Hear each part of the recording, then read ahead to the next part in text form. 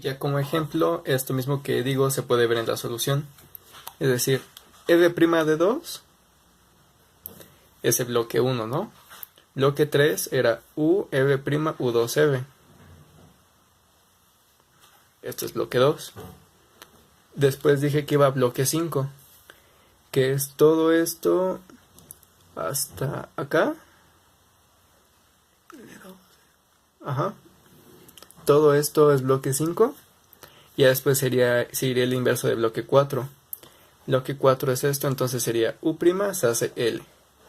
L se hace L'. U se hace U'. F' es F, se hace F'. U se hace U'. L' se hace L. U' se hace U. Y F' se hace... Entonces, ya queda el bloque. Digamos, aquí el inverso queda U, L', U', F', U', L, U, F.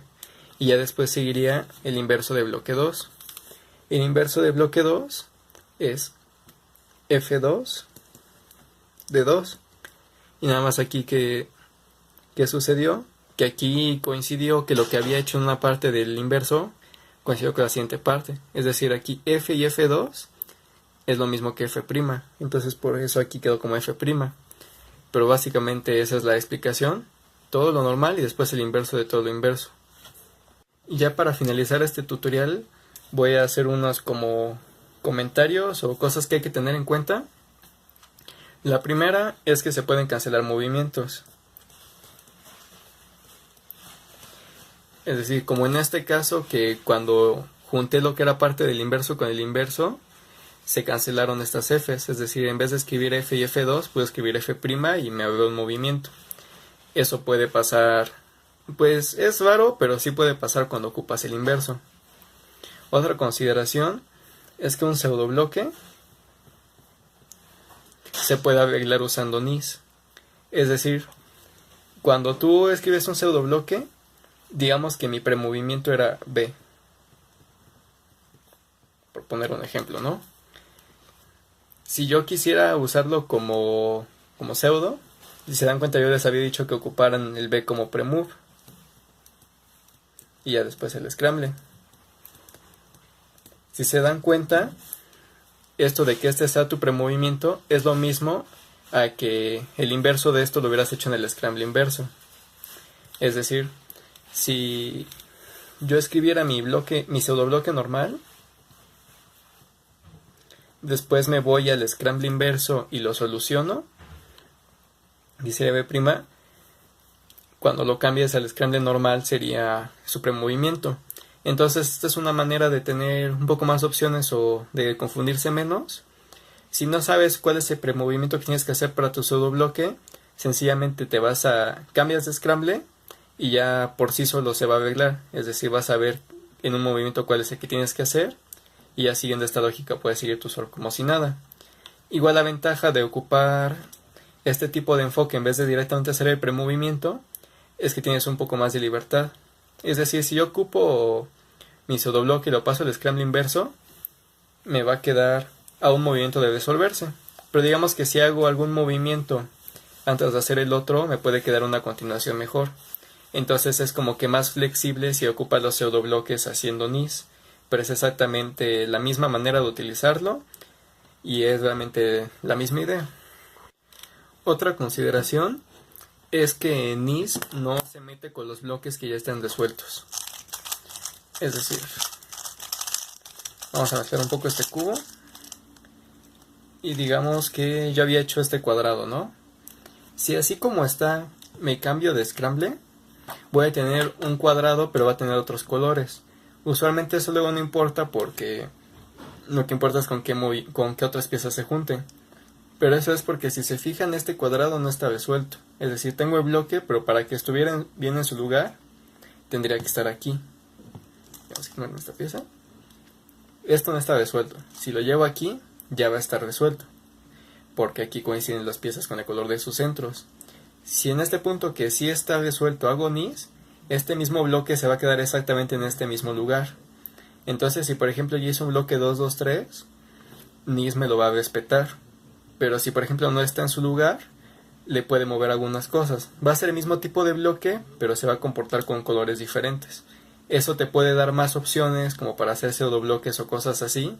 Generalmente cuando haces bloques en general en FreeWest, los que son bloques pequeños no te conviene que estén puestos en su posición. Es mejor que estén en una posición donde se pueden unir fácilmente con otra pieza. Pero entonces si tienes un bloque más grande, ahí sí te puede convenir ya dejarlo en su posición armada. Eso ya depende de cada scramble y pues de la experiencia de cada quien, ¿no? Otra consideración es que si por ejemplo yo hice un F2L como en el caso de aquí, el OLL NIS sí te lo va a cambiar. Y por ejemplo si tú quieres hacer ZBLL, sí te va a dar otro caso de ZBLL. Pero ¿qué pasa? Si las piezas ya están orientadas, es decir, si ya hiciste OLL, NIS no te va a cambiar el PLL, te va a dar exactamente el mismo. Puede que te cambie la posición en la que está y entonces puedes aprovecharlo para cancelar algún movimiento. Pero digamos que si tienes una permutación tipo T en scramble normal y te vas al inverso, vas a seguir teniendo una permutación tipo T. Pero antes en el OLL sí te puede cambiar. Y es que NIS lo que intercambia es la permutación de las piezas, no su orientación. Otra consideración es que NIS no hace milagros, pero sí es una opción útil. ¿Pero a qué me refiero con que no hace milagros? Digamos que yo tengo un scramble que no tiene ningún par hecho. Si me voy al inverso, de todos modos no va a haber ningún par. Los mismos bloques que tengas en un scramble van a estar en el otro. Lo que hace NIS es cambiar cómo está la posición de las demás piezas y eso puede ser que las conectes más fácil, pero no te va a crear bloques de la nada o te va a orientar aristas que no estuvieran orientadas en el otro scramble. La última consideración es que cuando ocupen NIS tengan cuidado con el tiempo, porque aunque una hora suene que es mucho tiempo, realmente cuando metes este tipo de técnicas ya te das cuenta de que en realidad no lo es. Entonces siempre que haces NIS tienes que tener un cubo armado para hacer tus premovimientos, hacer el scramble y ya después seguir tu solución. Entonces si solo tienes una hora, luego andar perdiendo el tiempo en armar y scramblear de nuevo te puede costar mucho. Con la experiencia se puede saber cuándo sí te puede servir o cuándo no te puede servir cambiar de scramble. Usualmente es bueno siempre checar el inverso porque puede que haya algo fácil, pero digamos que si tienes poco tiempo o si ves bloques que son muy buenos en un scramble no vale la pena cambiarte. Bueno, eso sería todo por este tutorial. Siéntanse libres de verlo tantas veces como sea necesario para que lo entiendan. Esta es una técnica que no la considero difícil, pero como si es algo abstracta, es común que al principio no la entiendas. Yo sí tomé varios softwares como para entenderle, ver cómo funcionaba, y realmente cuando logren entenderlo, van a ver que es muy fácil ocupar esta técnica. Igual la ventaja es que como constantemente tienes que ir cambiando de bloques, es muchísimo más fácil saber si te equivocaste al escribir un bloque. Entonces haciendo NIS de vez en cuando es muy complicado que tengas DNF por haber escrito algo mal. Y bueno, espero que hayan aprendido algo en este tutorial. Cualquier duda déjenla en los comentarios o mándenme mensaje. Y nos vemos en el siguiente.